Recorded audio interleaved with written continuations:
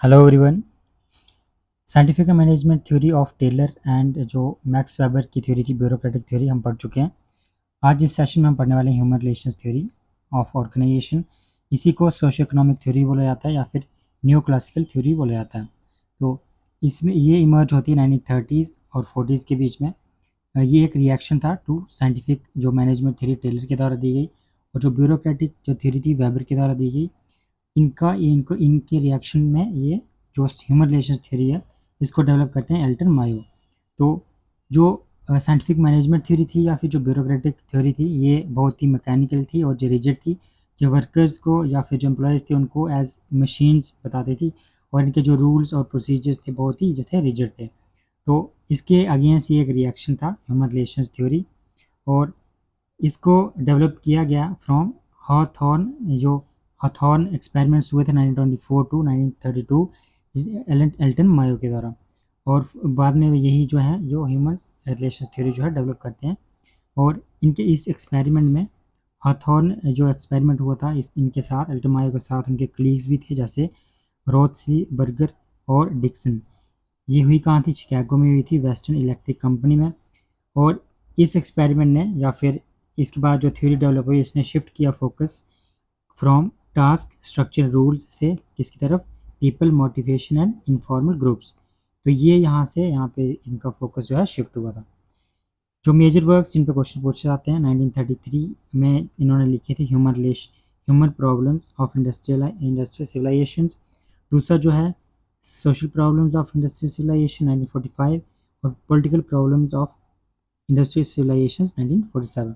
तो ये इनको याद करना इजी है और इस पे क्वेश्चन पूछा जा सकता है क्रोनोलॉजी पे। तो सबसे पहले जो ह्यूमन प्रॉब्लम्स जो भी इंडस्ट्रियल सिविलाइजेशन है उनमें और सोशल प्रॉब्लम्स उसके बाद जो है पॉलिटिकल प्रॉब्लम्स। तो हम याद रख सकते हैं ह्यूमन सोशल पॉलिटिकल। इसमें वो बात करते हैं जो भी मैन जो इकोनॉमिक मैन जो यहाँ पे क्लासिकल जो थ्योरीज हैं उनके द्वारा दिया गया। जैसे जो ह्यूमन जो साइंटिफिक मैनेजमेंट थ्योरी या फिर ब्यूरोक्रेटिक थ्योरी इनके द्वारा जो मैन को इकोनॉमिक मैन बताया गया इसको क्रिटिसाइज करके यहाँ पे वो सोशल मैन का जो कॉन्सेप्ट है वो बताते हैं।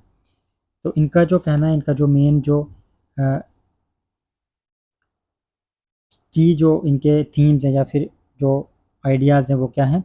फर्स्ट वो कहते हैं जो भी ऑर्गेनाइजेशन है पूरी जो ऑर्गेनाइजेशन है उसको एज ए सोशल सिस्टम देखना चाहिए और उनके भी जो वर्कर्स जो काम कर रहे हैं उस ऑर्गेनाइजेशन में वो क्या है? वो ह्यूमन बीइंग्स हैं। तो इसलिए उनकी जो ह्यूमन वैल्यूज़ हैं उनके जो इमोशंस हैं जो उनका जो मोटिवेशन है वो बहुत ही इंपॉर्टेंट है।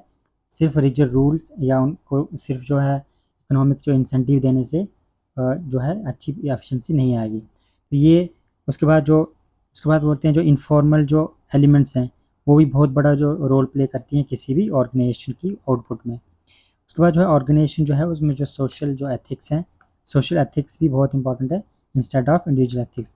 इंडिविजुअल एथिक्स तो ज़रूरी है लेकिन उसके साथ साथ जो सोशल एथिक्स हैं जो वो हैं सबसे इम्पॉर्टेंट है। तो इसके बाद इनके जो मेन कॉन्सेप्ट है वो हम पढ़ते हैं इंपॉर्टेंस ऑफ सोशल फैक्टर्स की क्या इंपॉर्टेंस है जो हमने देखा। जो वर्कर्स जो हैं जो सिर्फ मनी से ही मोटिवेट नहीं होते हैं। दे डू नीड रिकॉग्निशन उनको चाहिए होती है बिलोंगिंगनेस होनी चाहिए एक सोशल जो सेटिस्फैक्शन है वो होनी चाहिए म्यूचुअल ट्रस्ट या फिर एक सोशल कैपिटल जो है वो डेवलप होना चाहिए। Informal groups at work place strongly influence the productivity. जो इनफॉर्मल ग्रुप्स हैं जैसे हमने देखा कि ऑर्गेनाइजेशन में वो बोलते हैं कि इनफॉर्मल जो एलिमेंट्स हैं या फिर ग्रुप्स हैं वो भी बहुत बड़ा रोल प्ले करते हैं उसकी आउटपुट में। तो इनफॉर्मल ग्रुप्स जो हैं वो इन प्रोडक्टिविटी को इन्फ्लुएंस करते हैं। मोटिवेशन बियॉन्ड वेजेस तो उनको एक मोटिवेशन की भी ज़रूरत है बियॉन्ड वेजेस। सिर्फ जो इकोनॉमिक इंसेंटिव्स हैं वही उनके लिए मोटिवेशन नहीं है उसके बियॉन्ड भी उनको मोटिवेशन की ज़रूरत होती है। Productivity increases when workers feel valued and cared for. जब वर्कर्स की वैल्यू की जाती है उनकी केयर की जाती है उनको ऐसा फील होता है तो उनकी जो प्रोडक्टिविटी है वो इंक्रीज़ होती है। Psychological and emotional needs matter as much as economic needs.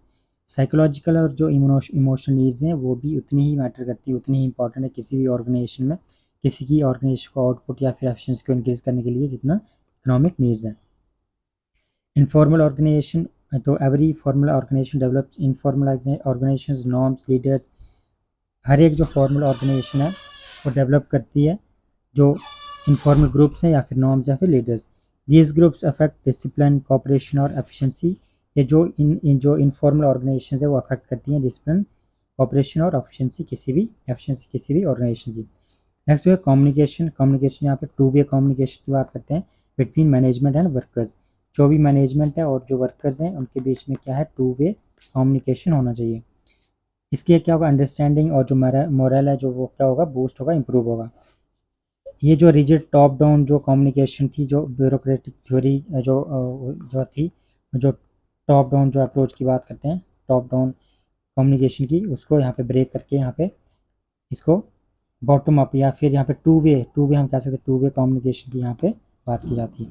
Leadership बोलते हैं कि effective leadership based on persuasion, participation and concern for workers, not just authority. Leadership ऐसी नहीं होनी चाहिए कि जो सिर्फ अथॉरिटी यहाँ पे वो एक्सरसाइज कर रहा है, पावर एक्सरसाइज कर रहा है।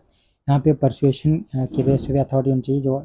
जो बंदा जो अथोराइज्ड है, जो उसके बाद जो जिसके पास अथॉरिटी है, वो पार्टिसिपेट भी करना चाहिए, उसको पार्टिसिपेशन होनी चाहिए, और वर्कर्स के क्या कंसर्न्स हैं उसको भी उसका ध्यान रखना चाहिए। Supervisors should be supportive and not authoritarian. जो सुपरवाइजर्स हैं वो अथॉरिटेरियन नहीं होने चाहिए, सपोर्टिव होने चाहिए। Worker participation, employees should be involve in decision making. जो वर्कर्स हैं वहाँ पे उनकी भी डिसीजन मेकिंग में वहाँ पे उनका रोल होना चाहिए। पार्टिसिपेशन इंक्रीजेज जॉब सेटिस्फैक्शन और रिड्यूस रेजिस्टेंस। जब पार्टिसिपेशन यहाँ पे इंक्रीज होगी किसी भी ऑर्गेनाइजेशन की डिसीजन मेकिंग में वर्कर्स की, तो यहाँ पे जॉब सेटिस्फैक्शन मिलेगी और जो भी रेजिस्टेंस होगा वो भी कम होगा। Human centric approach, organization should treat workers as humans and non machines. तो ह्यूमन सेंट्रिक अप्रोच होना चाहिए। यहाँ पे जो वर्कर्स हैं वो मशीन्स नहीं है, उनको ह्यूमंस की तरह ही ट्रीट करना चाहिए। Focus on wellbeing, cooperation, team work and trust. Contributors कौन से मेन जो हमने देखा, मेल्टन मायो, फादर जिनको माना जाता है ह्यूमन रिलेशंस मूवमेंट का, और इन्होंने डेवलप की थी ह्यूमन रिलेशंस थ्योरी। उसके बाद जो इनके जो कलीग्स थे, डिक्सन एंड रोथिल्स बर्गर, जो हॉथॉर्न जो स्टडीज़ डॉक्यूमेंटेशन जहाँ पे जो एक्सपेरिमेंट हुआ था, मैरी पार्कर फोलेट जो पार्टिसिपेशन की बात करते हैं, कॉपरेशन की और इंटीग्रेशन की। चेस्टर बर्नार्ड जो है इंपॉर्टेंस ऑफ कम्युनिकेशन कॉपरेशन की बात करते हैं। अब्राहम जो मास्लो हैं जो hierarchy of needs, theory of जहाँ पे मोटिवेशन में यहाँ पे हायरार्की ऑफ नीड्स को एक्सप्लेन करते हैं, जिसको हम लेटर अभी पढ़ेंगे नेक्स्ट वीडियोज़ में। जो हॉथॉर्न एक्सपेरिमेंट हुआ था उसकी की फाइंडिंग्स क्या थी, कौन कौन से एक्सपेरिमेंट्स थे, illumination, relay assembly test room, bank wiring room और इंटरव्यूइंग प्रोग्राम। तो ये चार जो मेन थे जो ये इवेंट्स हुए थे इस एक्सपेरिमेंट में। इल्यूमिनेशन एक्सपेरिमेंट में ये कहा गया जो प्रोडक्टिविटी है इंक्रीज होती है regardless of light, workers influenced by social psychological factors.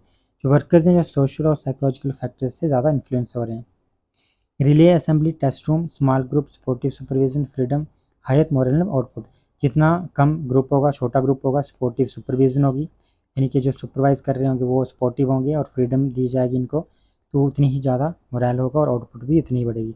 Bank wiring room, informal group norms control productivity more than monetary incentives. तो यहाँ पे सिर्फ मॉनिटरी इंसेंटिव से ही काम नहीं चलेगा, यहाँ पे आपको इनफॉर्मल ग्रुप का जो काम होता है वो वहाँ पे उसको फ्रीडम देनी पड़ेगी। Interviewing programs, workers wanted to share feelings listening improve morale. तो वर्कर्स क्या यहाँ पे फील कर रहे थे, उनको जो अपनी जो एक्सपीरियंस है या उनकी जो फीलिंग्स है वो शेयर करें, उसकी वजह से क्या हो रहा है, मोरल बूस्ट हो रहा था और आउटपुट पे भी इसका प्रभाव पड़ रहा था। कंक्लूजन क्या है यहाँ पे, productivity is influenced by psychological and social factors then physical conditions or money. तो इसका कंक्लूजन क्या निकला इस एक्सपेरिमेंट का, इसमें कहा गया कि जो प्रोडक्टिविटी है वो इन्फ्लुएंस होगी, ज़्यादा इन्फ्लुएंस किससे हो रही है, सोशल और जो साइकोलॉजिकल फैक्टर्स हैं उससे ज़्यादा यहाँ पे प्रोडक्टिविटी अच्छी आ रही है, एफिशिएंसी आ रही है, और सिर्फ जो फिजिकल कंडीशन या फिर मनी से वो उतनी नहीं आ रही थी। तो यहाँ पे उन्होंने बताया कि जो मनी या फिर फिजिकल जो कंडीशंस हैं उससे ज़्यादा प्रोडक्टिविटी लाई जा सकती है सोशल और साइकोलॉजिकल फैक्टर्स पे अगर हम फोकस करें। इसमें कुछ जो टर्म्स हैं जैसे रेट बस्टर, चेस्लर और स्केलर। रेट बस्टर इसके लिए कहा गया जो बहुत ज़्यादा काम करता है, which does too much work. जो बहुत ज़्यादा काम करने वाले उनको रेट बस्टर बोला गया। चेस्लर बोला गया जो बहुत ही कम काम करते थे, और स्केलर्स बोला गया जो कम्युनिकेट करता है अपने जो सुपरवाइजर्स हैं उनको कोई भी डेट्रीमेंटल इन्फॉर्मेशन है बाकी के बारे में, who communicates detrimental information about others to supervisor. ये तीन टर्म्स हैं, इस पे क्वेश्चन पूछे गए यूजीसी नेट में। Human relations theory of organization के तीन एलिमेंट्स हैं, हमें इनके नाम याद रखना है। इंडिविजुअल्स को एज ह्यूमन बींग्स माना गया, ना ही सिर्फ मशीन्स नहीं बल्कि वो एक ह्यूमन बींग्स है, उनकी भी कोई डिग्निटी है।